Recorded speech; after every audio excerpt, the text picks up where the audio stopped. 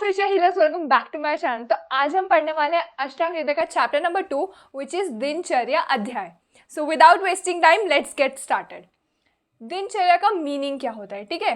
प्रतिदिनम कर्तव्यम चर्या दिनचर्या, प्रतिदिन करने योग्य जो चर्या है। चर्या मतलब क्या हो गया, आचरण।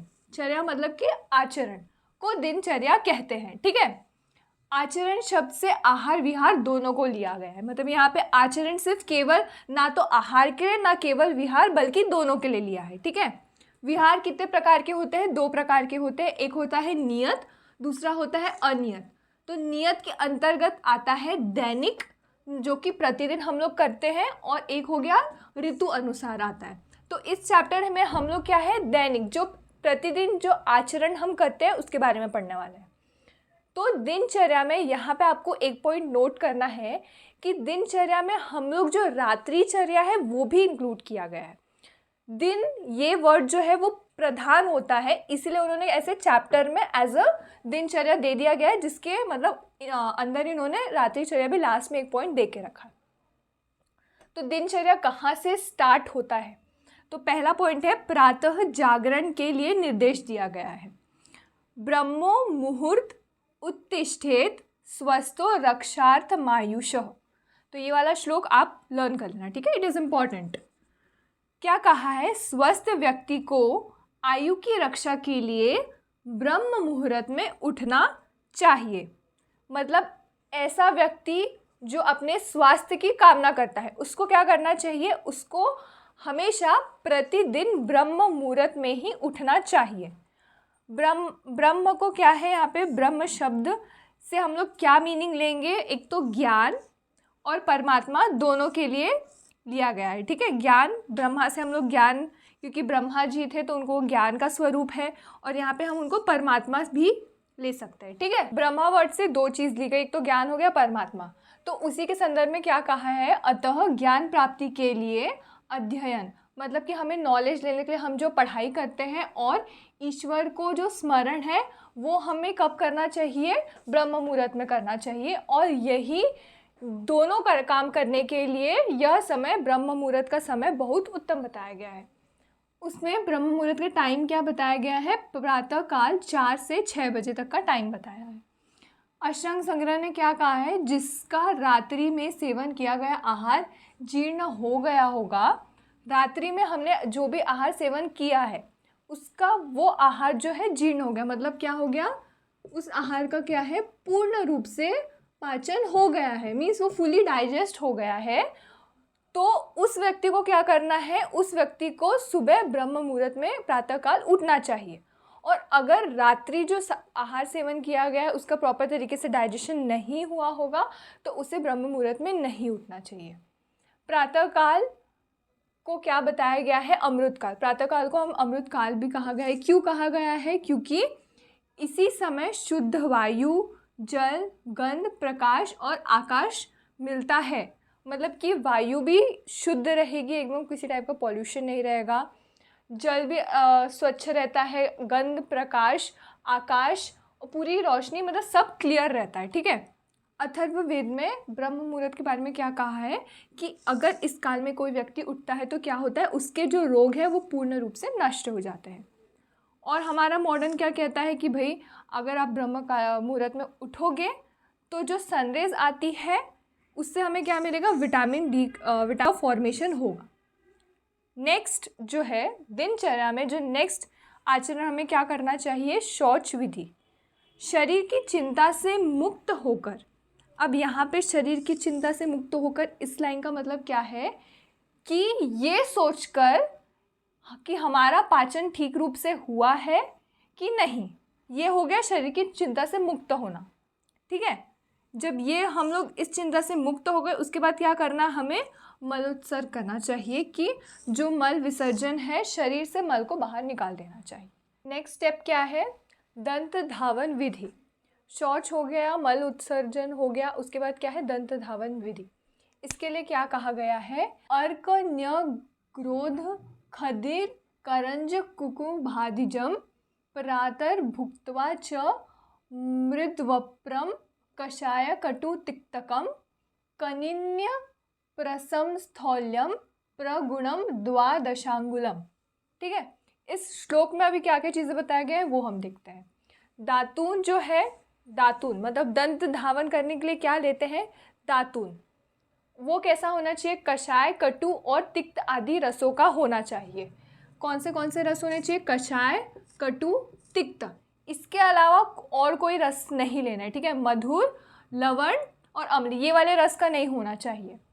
आक, न्यग्रोध, खदिर, आक मीन्स द अर्क यहाँ पे दिया है, न्यग्रोध, खदिर, करंज, कुकुम, मतलब ये जो सारे पेड़ हैं, मतलब ये सारे जो है इनसे हम लोग इनके जो है उससे दातून बना सकते हैं। ठीक है, तिक्त रस में नीम, तिक्त रस जो है उसमें नीम जो है वो श्रेष्ठ होता है। ठीक है, अब इसमें क्या बताया गया है, मार्गोसिन नाम का जो है द्रव्य होता है। ठीक है, कषाय रस में खदिर प्रधान होता है, मतलब ये खदिर श्रेष्ठ होता है कषाय रस में अगर यूज़ करते हैं।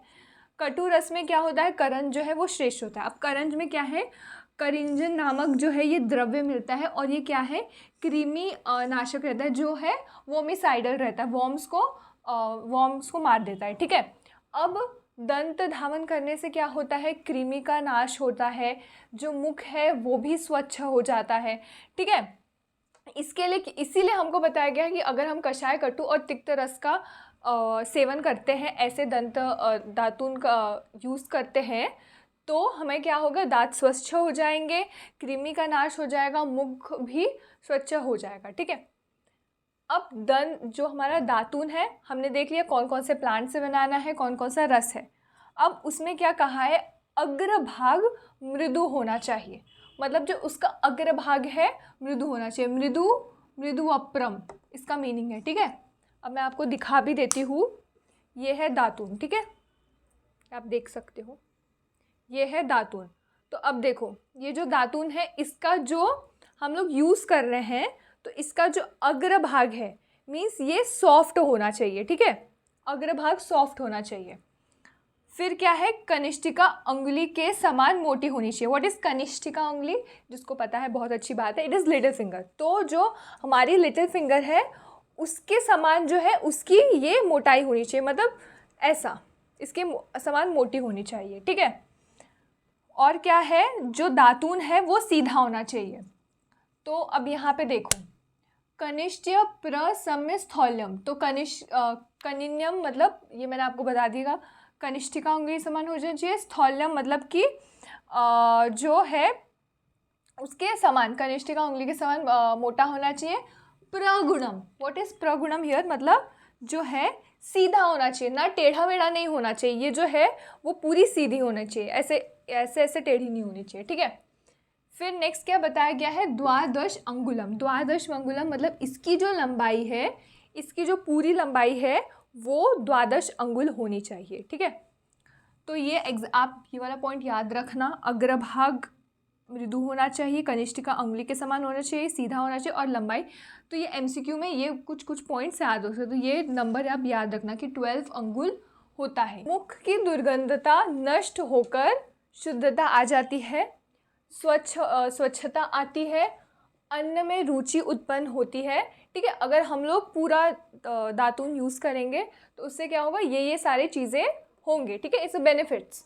और वो जो वृक्ष मैंने आपको नाम बताए थे उससे यूज़ करने से क्या होता है, उस वृक्ष में क्या रहता है, कृमिनाशक रहता है, व्रण रोपक रहता है, कि मतलब जो व्रण होते हैं, जो भी वुंड है वो हील हो जाते हैं। ठीक है, रक्त रोधक रहता है, कभी कभी ब्लीडिंग भी होती है तो उसको प्रिवेंट करता है। ठीक है, रक्त नहीं आने देता। अब ये पॉइंट भी इम्पॉर्टेंट है, ये ध्यान दे दो कि किन किन व्यक्तियों में दंत धावन जो ये विधि है जो है निषेध किया गया है, कि मतलब किन में नहीं करना चाहिए दंत धावन, कैसे लोगों को। तो जिनको अजीर्ण हुआ है, अजीर्ण मतलब क्या हो गया, इंडाइजेशन, जिनको इंडाइजेशन हो गया है उन्हें नहीं करना है। वमन मतलब हो गया वोमिटिंग। ठीक है, वैसे वोमिटिंग वमन इज अ पंचकर्म का पार्ट है, मतलब यहाँ पे छर्दी कहना चाहिए, तो मतलब उन्होंने वमन वर्ड यूज़ किया है, तो यहाँ पे आपको वमन वर्ड यूज़ किया तो आपको छर्दी लेना है। ठीक है, तो यहाँ पे एक पॉइंट मैं आपको और भी बता देती हूँ कि छर्दी आगे आपको आएगा और वमन, तो वमन क्या है, ये पंचकर्म का पार्ट है, ठीक है। तो इसमें क्या है, औषधि द्रव्य देकर उल्टी कराते हैं, ठीक है, वोमिटिंग होती है, औषधि द्रव्य देकर उल्टी कराते हैं। और ये जो नेचुरल जो वोमिटिंग रिफ्लेक्स है वो छर्दी में आएगा। तो यहाँ पे मतलब छर्दी होना चाहिए, बट उन्होंने वमन वर्ड यूज़ किया है। श्वास, ये हो गया डिस्पनिया, मतलब जो भी है इसमें आपका ब्रोंकियल अस्थमा और जो भी शॉर्टनेस ऑफ ब्रेथ, ये सारा श्वास में आ जाएगा, ठीक है। बहुत टाइप्स के श्वास भी है, आगे जाके आप पढ़ोगे। कास मतलब क्या हो गया, कफिंग हो गया, जो खांसी हमें आती है वो हो गया कास। ज्वर मतलब कि क्या हो गया, फीवर। अदित इज फेशियल पैरालिसिस। ये वर्ड्स आप लोग ध्यान देना, ठीक है। तृष्णा आयुर्वेदिक टर्म्स है, ये आगे जाके हर इसमें आपको काम आने वाले हैं। तो अभी से ही जब आपको फर्स्ट ईयर में जितने भी आप जहाँ पढ़ते जाओगे, आपको ऐसे ऐसे वर्ड्स आते जाएंगे व्याधि के, तो उसको याद रखना, एटलीस्ट उसका मीनिंग क्या है। जैसे ज्वर, यहाँ पे फीवर हो गया। अदित मतलब फेशियल पैरालिसिस। थर्स्ट हो, तृष्णा हो गया थर्स्ट। अस्यपाक इट्स मतलब स्टोमेटाइटिस,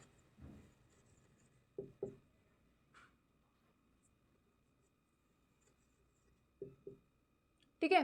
तो इसमें जो माउथ में सोर हो जाते हैं वो उसको अस्यपाक बोलते हैं। उसके बाद क्या है, हृदय, शीर, कर्ण और नेत्र के जो रोगी है, मतलब रिलेटेड टू हार्ट डिजीज़, जो सर में जितने हेड डिजीजेज आते हैं, ईयर डिजीज़ आते हैं, जितने भी आई डिजीज़ होते हैं, जो भी इंक्लूड होते हैं, तो ऐसे जो भी रोगी हैं उनको, ऐसे पेशेंट्स को क्या करना चाहिए, दंत धावन नहीं करना चाहिए, निषेध होना। तो ये पॉइंट आप याद रखना। नेक्स्ट इज सौविरंजन प्रयोग। उसके लिए क्या श्लोक कहा गया है, सौविरंजनम नित्यम हितमक्षणो स्ततो भजेत। तो ये जो श्लोक है इट इज़ वेरी इंपॉर्टेंट, आप इसे याद रखना, ठीक है। तो इसका मीनिंग क्या है, सौविरंजन को नित्य नेत्रों में लगाना हितकारी होता है। मतलब सौविरंजन जो है उसको हम लोग अगर नेत्र में प्रतिदिन लगाते हैं, नित्य लगाते हैं, तो वो क्या है, नेत्र के लिए हितकारी होता है। सुविरा नदी से उत्पन्न होता है। तो सौविरंजन कहाँ से उत्पन्न बताया है, सुविरा नदी से उत्पन्न होता है, ठीक है। ये चक्रपाणी ने बताया गया के द्वारा बताया है। यह दाह कंडू, अच्छे से याद रखो, हाँ, ये सब चीज़ें शॉर्ट पॉइंट्स, ये सब याद रखा करो। दाह कंडू और नेत्र के मल को नष्ट कर नेत्रों की क्लीनता मतलब क्या हो जाए, होता है कि जो चिपचिपाहट होती है, ठीक है, जो नेत्र में जो चिपचिपाहट होती है उसको और वेदना को शांत करता है। तो मतलब ये उसके यूजेस, मतलब क्या क्या होता है, दाह कंडू नेत्र के जो भी मल है तो उसको नष्ट कर देता है, उनमें जो चिपचिपाहट रहती है, कोई भी नेत्र में वेदना हो रही है, दर्द हो रहा है, तो उसको क्या करता है, सौविरंजन प्रयोग से दूर हो जाती है। नेत्र में तेज आता है, नेत्र की ज्योति बढ़ जाती है, ठीक है। नेत्र वायु और धूप सहने योग्य हो जाता है। मतलब नेत्र क्या हो जाता है, जो भी एक्सटर्नल एनवायरनमेंट में जो भी हवा चल रही है, जो भी धूप है, तो उसको सहने के योग्य हो जाता है। रसांजन, अभी सौविरंजन से डिफरेंट है रसांजन, ठीक है। रसांजन के लिए क्या कहा गया है, चक्षुष तेजो भयम तस्य विशेषात् श्लेष्मतो भयम योजयेत सप्त रात्रे अस्मात् श्रावणार्थ रसांजनम, ठीक है। ये श्लोक में क्या बताया गया है, नेत्र तेज मतलब क्या हो गया, पित्त का स्थान होता है। तो आप मुझे कमेंट सेक्शन में ये लिख के बताना कि कौन से पित्त का स्थान होता है। पित्त के 5 प्रकार है, उसमें से जो एक भेद जो रहता है उसका जो मुख्य स्थान है वो नेत्र है, ठीक है। इसलिए उसे विशेष रूप से कफ से भय होता है। पित्त कैसा हो जाएगा, उष्णता रहती है उसमें, तो उसे क्या है, कफ की शीतलता से भय रहता है, ठीक है। अतः कफ को बहाने के लिए, कफ जो है उसको बहाने के लिए प्रत्येक 7 रात्रि, तो ये इम्पॉर्टेंट है, आपको MCQ पॉइंट ऑफ व्यू से भी पूछा जा सकता है, ठीक है। प्रत्येक 7 रात्रि के बाद रसांजन का प्रयोग करना चाहिए। तो यहाँ पे नेत्र जो है वो सूर्य का प्रतिनिधि है। तो सूर्य जैसे अपने किरणों से पूरे जो संसार है उसको प्रकाश देता है, वैसे ही हमें हमारे नेत्र से हमें पूरा संसार दिखाई देता है। ठीक है, इसलिए उसमें से जो जल भाग है, जो दोष है, उसको बाहर निकालने के लिए क्या है, रसांजन का प्रयोग किया जाता है। तो इसमें डिफरेंस आपको आई थिंक समझ में आ गया होगा कि सौविरंजन क्या है। ये डेली बेसिस के, मतलब डेली बेसिस पे यूज़ किया जाता है ताकि नेत्र हमारे नेत्र में ज्योति बनी रहे, वो अच्छे रहे। ठीक है, रसांजन को क्या करना है, उसको डेली यूज़ नहीं करते, उसको एवरी 7 डेज के बाद यूज़ किया जाता है, मतलब सप्तरात्रि को लगाते हैं। क्यों? क्योंकि उसमें जो भी नेत्र में दोष है, दोष को बाहर निकालना है। That's all for this video. I hope you like this video. Thanks for watching. Bye bye.